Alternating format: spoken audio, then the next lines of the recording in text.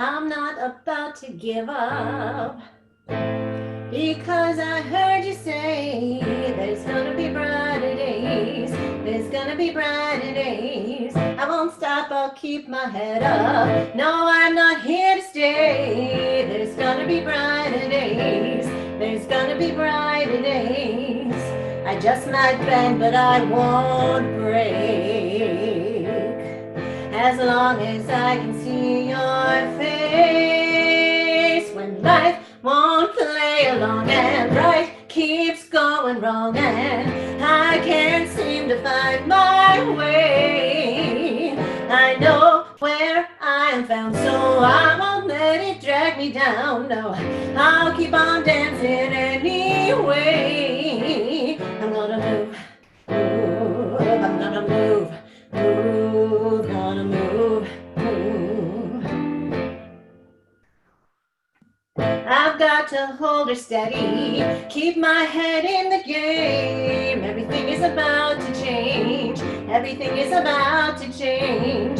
This hurt is getting heavy, but I'm not about to cave. Everything is about to change, there's gonna be brighter days. I might just bend, but I won't break.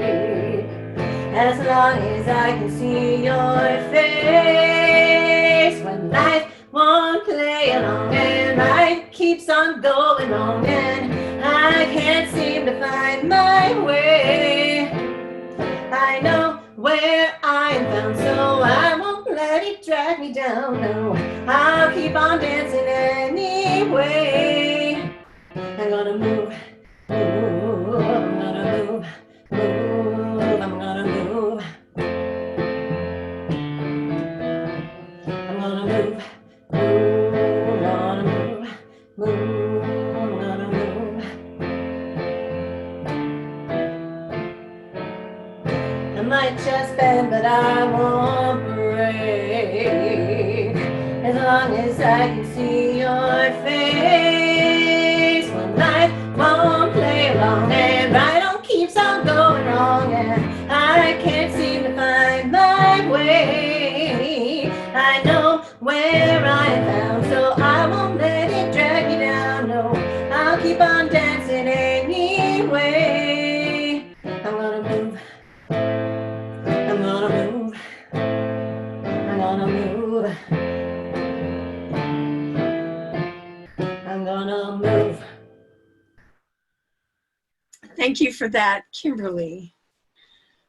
Yeah, brighter day. We're going to move, we're going to dance, we're going to continue to embody this life and embody hope in music and song and word and dance and poetry in being together. I want to welcome you this morning or this afternoon or whatever time it is, wherever you are. We're so very happy to have you with us this morning. We begin each service with the acknowledgement of the first peoples of this land, the land that we're on. Here at my home, 2 miles from Palomar Fellowship, I'm on the stolen land of the Luiseño and Kumeyaay Nation. I would invite you, wherever you are, to learn about the land that you reside on and look at relationships with the first peoples of that land.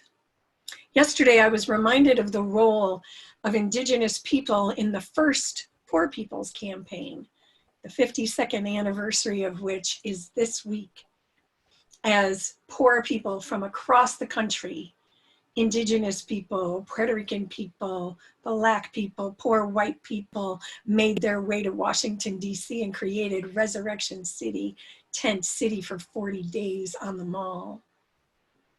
And I was reminded yesterday the importance of the Indigenous contingent of the current Poor People's campaign as we continue to work toward the goals of justice. I like this candle in acknowledgement of the Luiseño and the Kumeyaay peoples.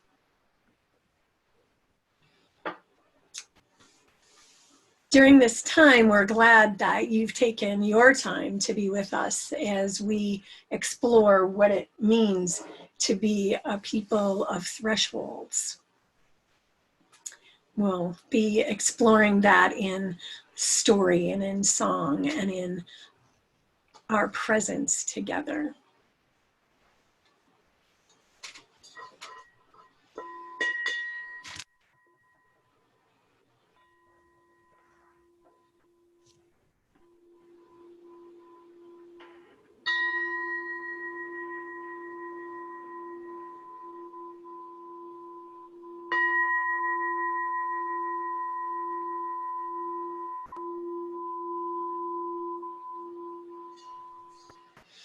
This is a sanctuary for those seeking and finding their own answers to questions of faith. This is a sanctuary for voices lifted up for peace and justice. This is a sanctuary for those seeking companionship in our struggles and our journeys. Good morning again. So glad you're here, and I want to give great props and thanks for our worship participants today: Kimberly, Lily, Emily Barker, Christina Sanford, Leanne Muffson, our tech team, Katya Hansen, Michael Muffson, Paul Brady. I invite you into worship this morning with words by Arlen Goff. Thresholds. We cross them every day, from room to room, from outside to inside and back again, from here to there, from anywhere to everywhere, from age to age, from room to room, from outside to inside and back again, from here to there, from anywhere to everywhere, from age to age. Each threshold offers an opportunity for change, for renewal, for transformation, from what we were and what we are to what can be. In this time, and in this place that we create together, no matter where we are, we cross a threshold. I invite you to see it as a threshold crossing from our day-to-day everydayness into space and time attuned to the other, to the sacred, to the holy, into this awareness of new life, pregnant with possibilities. How will we be renewed in this moment? How will we be changed by this hour? How will we be transformed through this gathering of beloved community? Come, you longing, thirsty souls. Come, let us worship together. It is good to be together. Good morning. Please join me in our chalice lighting words. And if you have a chalice of your own, please be ready. When the world feels awful, check in with yourself. Check on someone you haven't heard from in a while. Check out a new song, send it to someone. Highlight the line that feels like hope. When the world feels awful, wear your comfiest pants. Express appreciation like it's your job. Say your dreams and prayers out loud. Celebrate small steps and little victories. When the world feels awful, invite uncomfortable feelings for chai tea. Nuzzle your face into a furry four-legged companion. Remember the name of your first best friend. Find a picture of the two of you together. Be surprised by the bravery of your young self. And remember, you are still brave. When the world feels awful, send yourself a loving message. Rely on whatever processes keep you going, even if no one understands them. See mistakes as miracles. Listen to love, not fear. When the world feels awful, trust it is not. Search for proof of goodness, even if you have to create that proof for yourself. You never know what miracle might come of it. By Rachel Macy Stafford.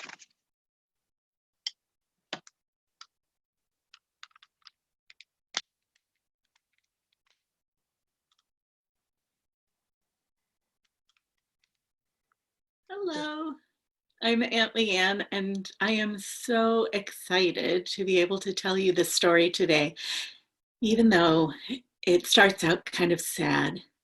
You see, when Terry was a child, their home was not a good place to be. But because Terry had read and listened to and knew all of the stories and all of the fairy tales and folk tales, they knew that there were places, borders, thresholds, places where you could go from this world to the next. If you slept under the shadow of a hill, sometimes you would wake up in fairyland. If you came to the dark border at the edge of a forest, you might be able to go into a new world. The middle of a lake, the place between the surface of the water and underneath. Terry knew all about Janus, the two-headed god who could see the future and the past at the same time, and his partner, Cardera, who was the goddess of door hinges and the thresholds that they represent. And so every time that things got really bad, Terry would go out and find one of those places and curl up into them and wish with all their might that they could be taken to another world. But they woke up in the shadow of the hill, and they woke up on the tree branch or the edge of the water, until one day Terry found an oak tree that had great big roots. It was so old that the roots were large, almost like a tree trunk, and it made a hole in the ground just big enough for an 11-year-old child to squeeze their way in. And Terry did, squeezed their way in and curled up tight and wished with all their might that they could go to another world. But when they woke up, they were in this world still.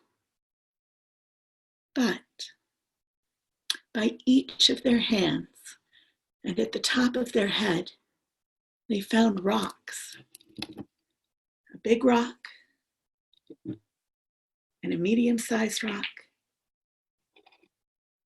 and a little rock. And because Terry knew the stories, they knew what this was, a cairn to mark your way to somewhere new. So they took those rocks home, and whenever things got really bad at home, they would draw strength from the marker to a new way. And when they left home finally, they brought the cairn with them and always set it up to remind them that they had a path and a new way to a new world. Thank you so much for listening to my story. Thank you, Leanne.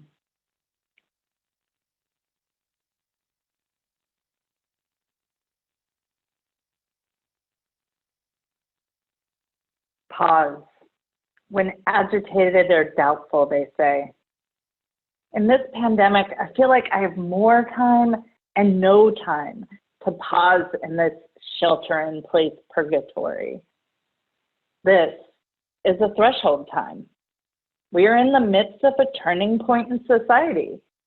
There will always be a pre-COVID and a post-COVID, similar to stories of where were you during 9/11. There will now be a where and with whom did you shelter in place. This is a critical time for analysis and research and recommendations regarding the union of the physical and cyber worlds in the face of calamity. All society is learning how to process their stress, grief, and financial woes solely within their shelter unit or based on electronic means for the first time. This COVID crisis has thrown the entire world into my virtual world. This has spurred me into action. I have learned to create and maintain meaningful relationships via video conferencing and webinars. And my immediate reaction to the shelter-in-place order was to ask myself, how can I be of maximum service? I've been working tirelessly in my career to unknowingly prepare myself for this threshold transition to give and receive emotional and spiritual support in a digital fashion. I am about to embark upon a new field of study, cyber psychology. The definition of cyber psychology is still in flux, but I hope to concentrate on the elements needed for the creation of a virtual village of emotional and spiritual support. I made the decision to apply for a graduate program in cyber psychology a week into our shelter-in-place world, and I was accepted on Tuesday. We need experts in cyber psychology to help everyone navigate this new world and learn how to emerge successful, how we can learn from our mistakes and missteps, the opportunity to learn how to create and maintain deep and meaningful relationships based solely on technology will have lasting societal effects. Now, I achieved admittance to a psychology master's program with a single psychology class in college. How is that possible? Well, the diagnosis of bipolar 1 with concomitant alcoholism and addiction that I achieved in 2001 propelled me into the world of vicarious resilience, where self-improvement is worth more than money, prestige, or physical gifts. My 2 decades of therapy, individual and group, inpatient and outpatient, CBT and DBT, enabled me to grow and succeed as an employee, family member, friend, and knower of all things psychology. I became a trusted friend and confidant. I also added the ADHD diagnosis after I graduated from undergrad. And most recently, I have had the opportunity to participate in EMDR, and I'm learning to better center myself to find strength and understanding while processing my trauma. Sometimes I feel like I can use the terms precipice and threshold interchangeably, because any opening can feel like a cliff to my anxiety. What I need to recognize is that an opening still has ground beneath my feet to catch me when I fall. My threshold moment enables me to pass through the arch you have helped me build, with a foundation of normalizing mental illness and vicarious resilience. I hope to emerge from this threshold to establish an innovative virtual resource center for identifying and overcoming online trauma, creating and maintaining meaningful relationships online, and setting boundaries professionally and personally online. I want to create a beacon of light shining for those left forgotten in the darkness. Thank you, Emily, for that. Beautiful. I am a dweller of the threshold, and I'm waiting at the door. I'm standing in the darkness. I don't want to wait no more. Van Morrison. I feel we are all on a threshold right now. We're not exactly sure what's on the other side, and we must continue to wait together in our shared covenant to keep each other safe. Crossing a threshold, whether it's into someone's house, a business, a church, or an unseen future, we are continually entering covenants with those we cross with and meet on the other side. When entering someone's house, I'm entering a covenant with the people who live there. When I enter a business, I'm entering a covenant with those who work there. When I enter a church, I'm entering a covenant with those who worship there. And as I enter this uncertain future, I am in a covenant with those who are crossing this uncertain threshold with me. When crossing a threshold, in this case today a digital threshold, here with all of you, a covenant is implied. However, we are fortunate to have a written covenant that we wrote together, agreed on together, and used to guide us as we gather together. I'll start by reading our values statement. In mutual love and grace, we journey together, grounded in profound respect for a diversity of beliefs and ideas, sustained by service and shared ministry, enriched through collective spiritual deepening and a safe environment for all generations to thrive. Now join me in our covenant words. Together, we were more than we would ever be alone. Therefore, we promise to practice radical hospitality, mindful communication, and active stewardship. Thus do we covenant with each other. Return again, return again, return to the home of your soul. Return again, return again, return to the home of your soul. Return to who you are. Return to what you are. Return to where you are. Born and reborn again. Return to who you are. Return to what you are. Return to where you are. Born and reborn again. Return again. Return again, return to the home of your soul. Return again, return again, return to the home of your soul.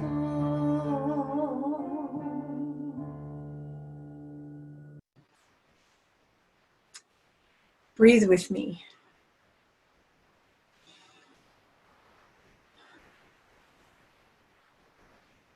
Do it again.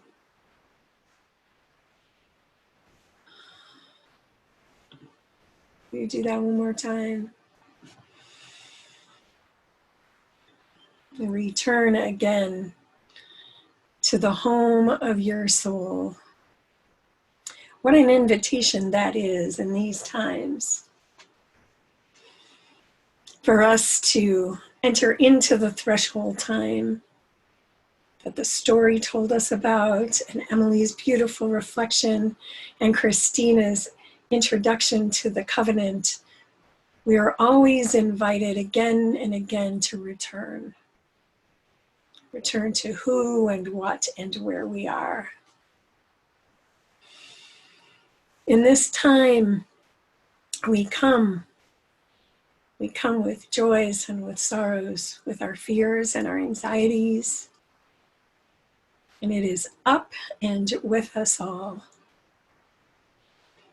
This morning, we hold in our hearts all who are afraid or lonely, all who are uncertain,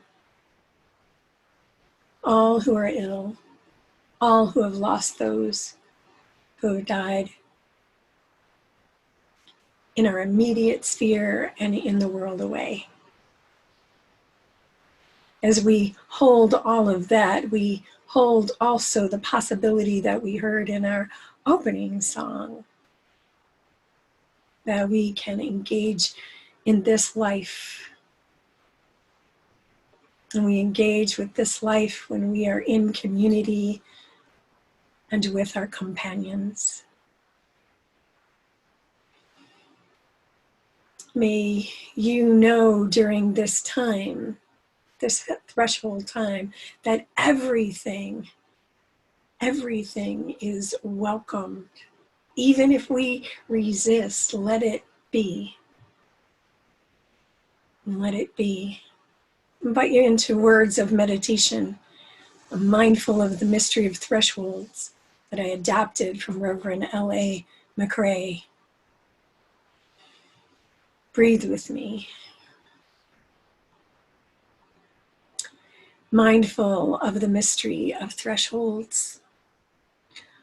Calm or uneasy and anxious spirits, source of all that is living. May we open to the mystery and blessings that awaits on the other side of the great transition. May we open to the mystery and blessing of what awaits on the other side of the great transition. Allow love and light to penetrate places of fear, desperation, hopelessness, and despair. source of all that is living, encourage our spirits and strengthen our connections so that we may be a threshold people. Give us the certainty to move with those who are also at the thresholds of indecision, uncertainty, and doubt. Provide for us the courage to speak truth to power when power would not want to hear. Provide for us the courage to speak truth to power when power does not want to hear. Let this love carry us from indecision and doubt to peace and resolve. Be with us now and always, holding us in tender moments of growth. May it be so. Return again, return again, return to the home of your soul. Return again, return again, return to the home of your soul. Return to who you are. Return to what you are. Return to where you are. Born and reborn again. Return to who you are. Return to what you are.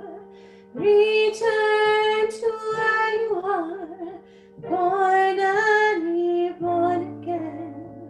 Return again, return again, return to the home of your soul. Return again, return again, return to the home of your soul.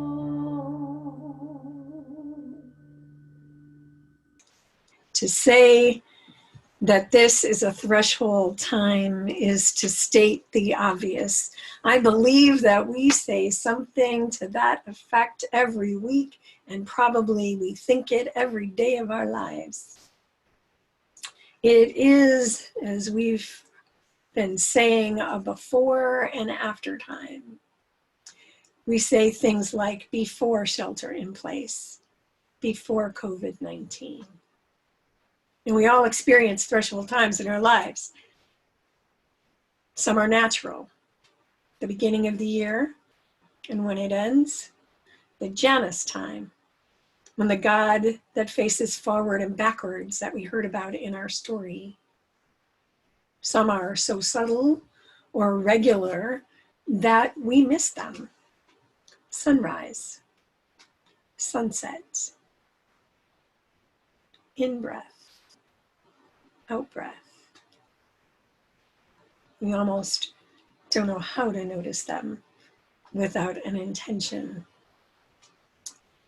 Some threshold times are dramatic and momentous, difficult in times of illness, the kind of threshold times that Emily talked about that come unbidden. The death of a loved one or other losses, homelessness. Graduations are threshold times as well.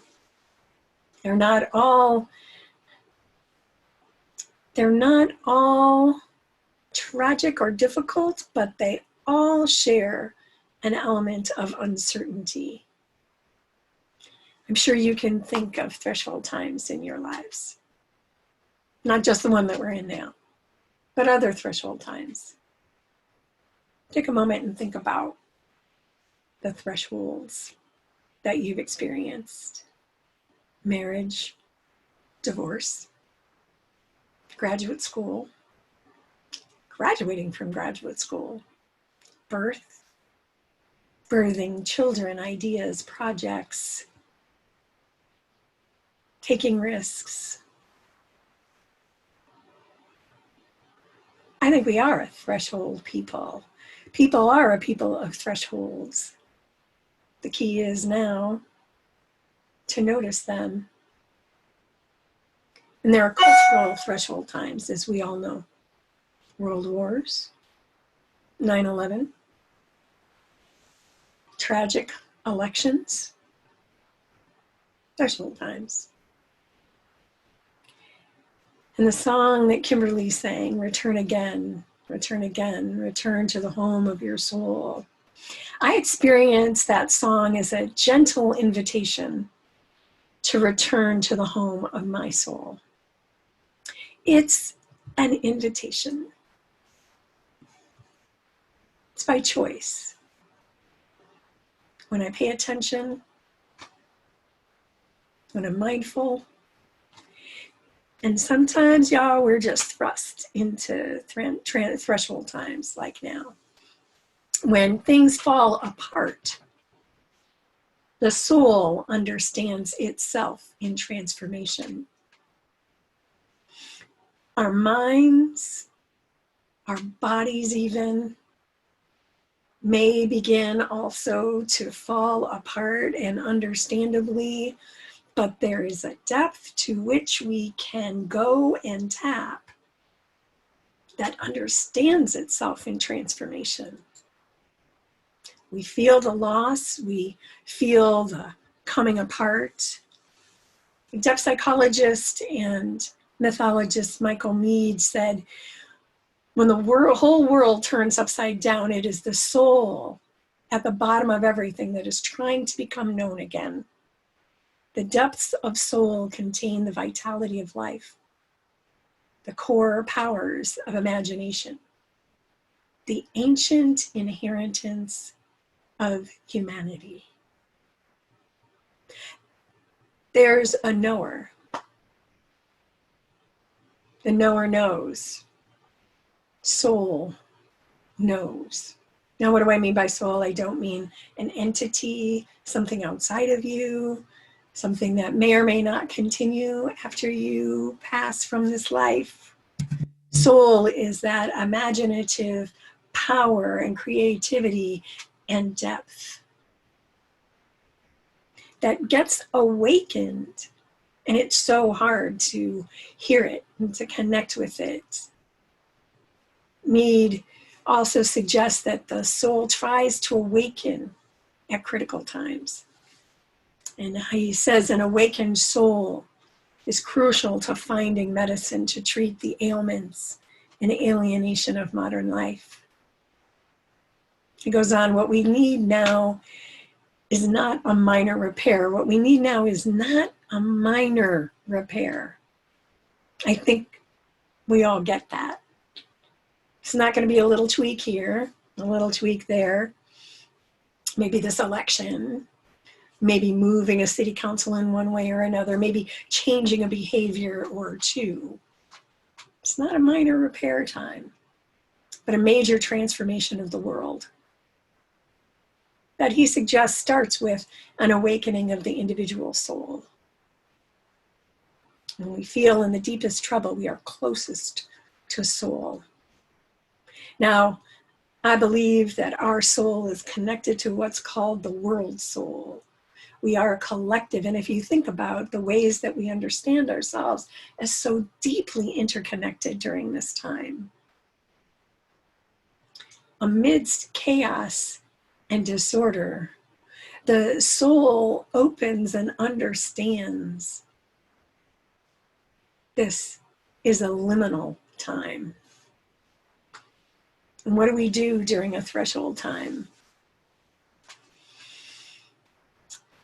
We can prepare for the after.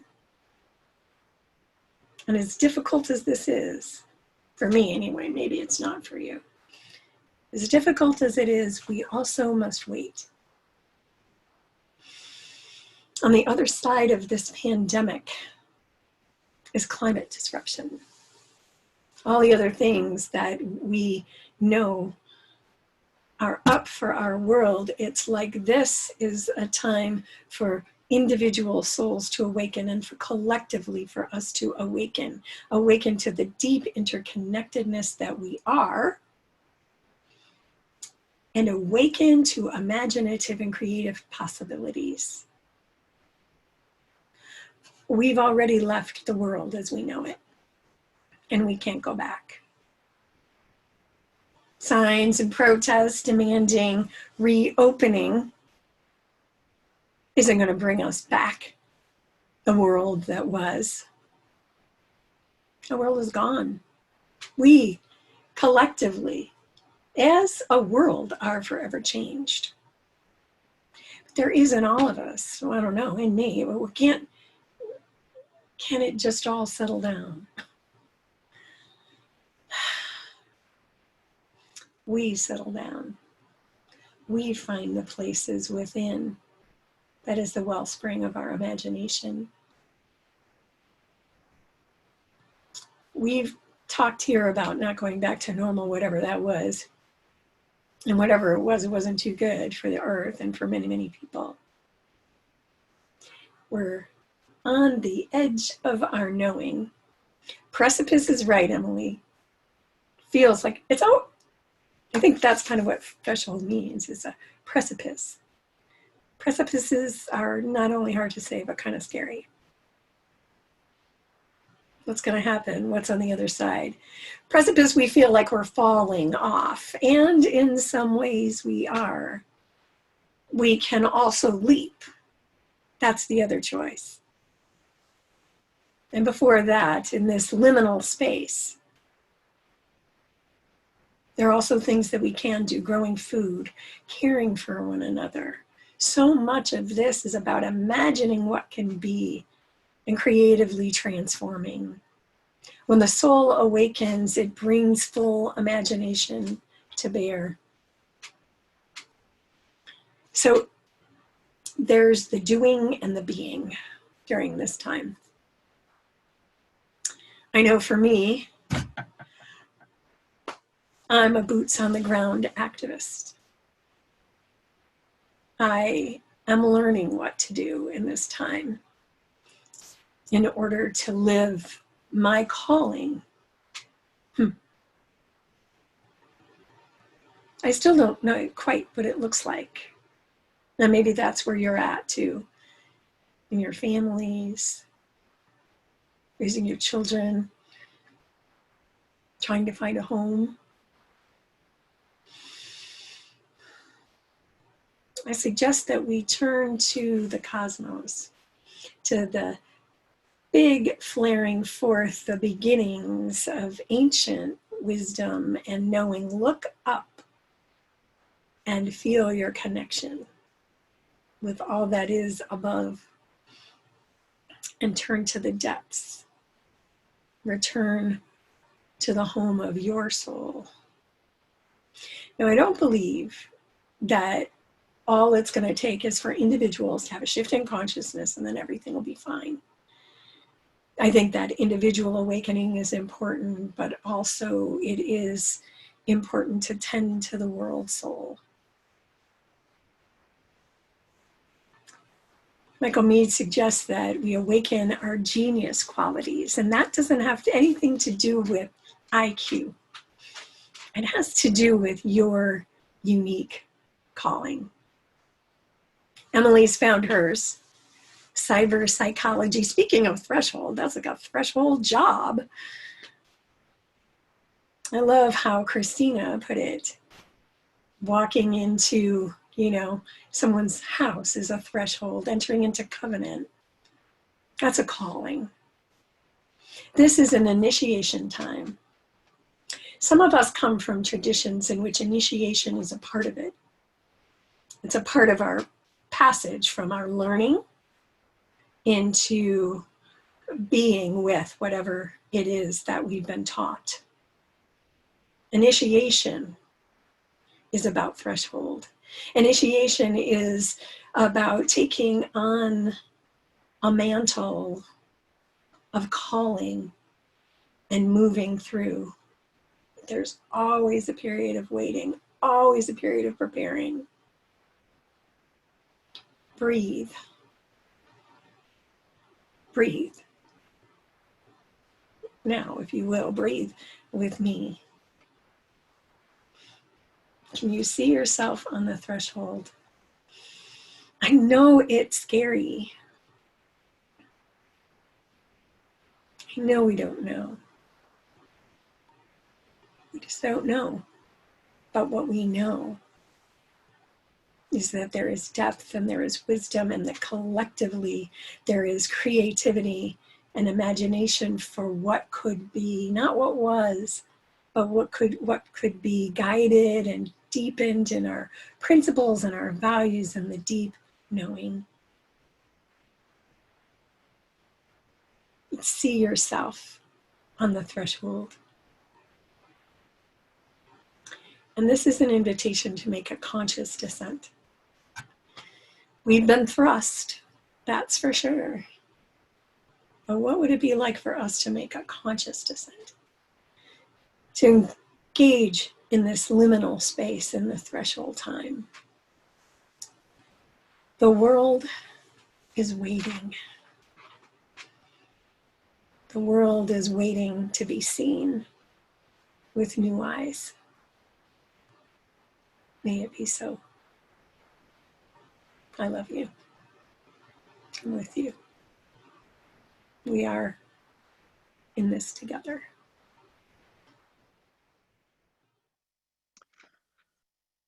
Thank you. We gather each week to affirm this community.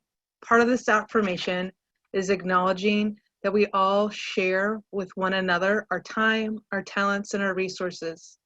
We live our values by sharing half of the undesignated collection with the local nonprofit organization. This quarter, the plate share goes to URISE, the Unitarian Universalist Refugee and Immigrant Services and Education. URISE's work is more important now than ever. If you are currently in a position to give or to continue making your pledge payments, there are several ways to do that, even in the midst of shelter in place. You can write a check and mail it to our office, or check with our office administrator to find out how to set up auto payments and pay through our database. Or it's very easy to donate through text to give. You can see the instructions on the screen. Thank you for your generosity. Spirit of life, come unto me. Sing in my heart all the stirrings of compassion. Blow in the wind, rise in the sea, move in the hand, giving life the shape of justice. Roots hold me close, wings set me free.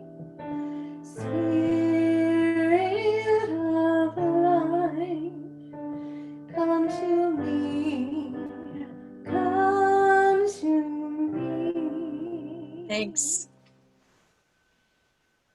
Thanks, everyone, for a beautiful service.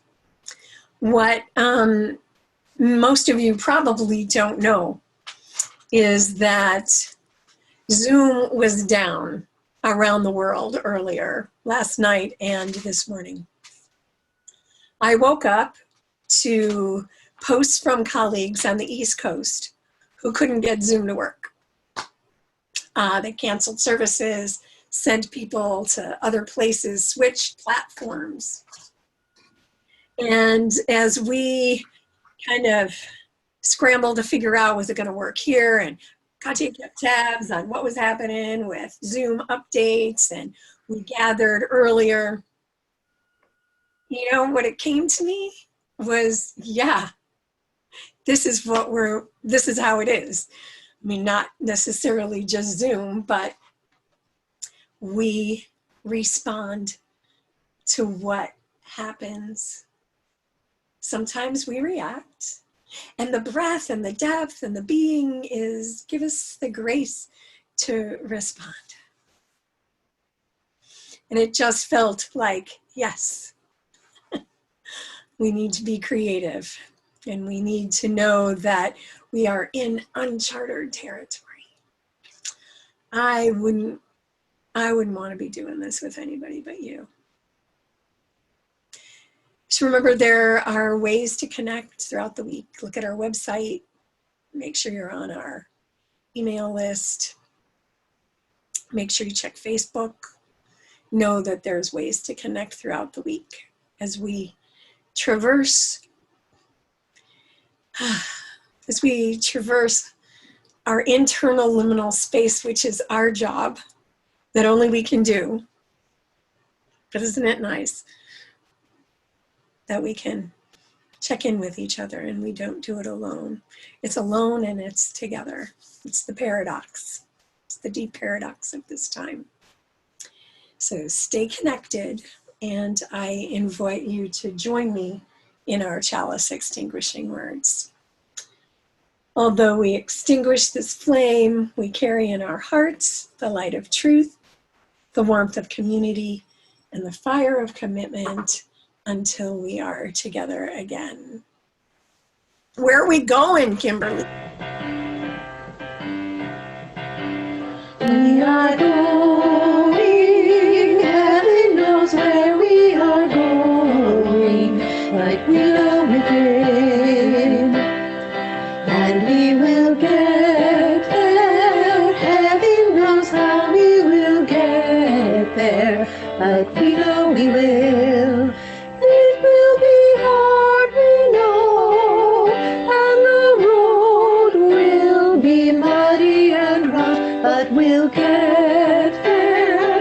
Heaven knows how we will get there, but we know we will. Oh yeah, yeah. Oh yeah, yeah. Oh yeah, yeah. Oh yeah, yeah. We are going.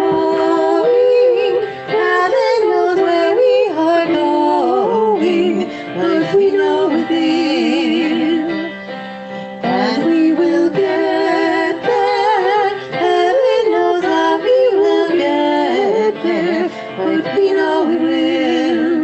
Oh yeah, yeah. Oh yeah, yeah. Oh yeah, yeah. Oh yeah, yeah. Oh yeah, yeah, yeah, yeah. Oh yeah, yeah, yeah, yeah. Oh yeah, yeah, yeah. Wow, that was great. Thank you, Michael, for the video and for the singers who made that happen. We are going, heaven knows where we are going, but we know within. Do you get that? That was a great choice, Kimberly. Yeah, so good. But listen, go in peace, be makers of peace. Shanti, shanti, shanti, but don't go too far. Because now we are going to, in a few moments, not now, to leave this webinar and gather back together on Zoom meeting so that we can have a little virtual patio time. The instructions were in an email. They are going to be in the chat, and we're going to take a break 10 minutes from the time that we end the webinar to gather back in the Zoom meeting, gather for a little bit, gather, and then we will, go into some breakout rooms for about 15 minutes, hang out for a little bit, just see what everybody's up to, maybe what you got out of the service. Yeah. How does that sound? Does that sound good? I get a thumbs up? Yeah, cool. Cool beans, as Katya would say. Okay, I am gonna turn it over then to Katya if you have things to say.